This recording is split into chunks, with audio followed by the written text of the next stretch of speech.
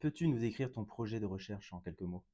Oui, donc dans le cadre de mon projet de thèse, je m'intéresse à l'impact des changements climatiques, technologiques et démographiques sur le chômage. Puis c'est dans une perspective de voir qu'est-ce qu'on peut mettre en place au niveau des politiques publiques, là, notamment les politiques actives, donc les politiques pour permettre aux gens de passer du chômage au marché du travail. Comment ta recherche contribue-t-elle à l'amélioration des politiques publiques?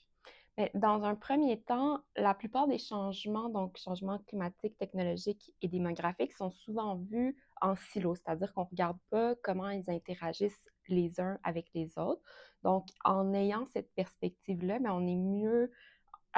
capable de comprendre qu'est-ce qui se passe sur le marché. Puis si on comprend mieux ce qui se passe sur le marché, mais on peut venir anticiper dans certains cas ou venir tempérer certains des effets que ces changements-là vont avoir sur le marché du travail pour éviter justement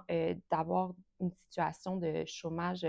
qui serait plus élevée, là, parce qu'on s'entend que d'un point de vue de politique publique, c'est pas souhaitable d'avoir une augmentation de chômage parce qu'on a une transition qui nécessite de déplacer des travailleurs d'un marché A à un marché B, ou encore une situation où on aurait, par exemple, des transformations d'emplois ou des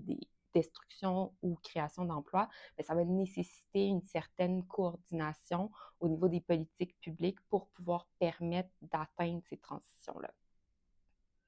Et qu'est-ce que t'a apporté la bourse de la maison?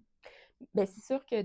d'abord, la bourse, c'est une manière de soutenir la recherche parce que ça offre un certain revenu, mais au-delà de ça, ça permet aussi de prendre part aux différentes activités de la Maison des affaires publiques et internationales. Donc, c'est un moment aussi pour rencontrer d'autres chercheurs dans le cadre des politiques publiques là, qui évoluent dans les différents départements de l'Université de Montréal ou encore d'assister à des conférences ou des retraites de rédaction.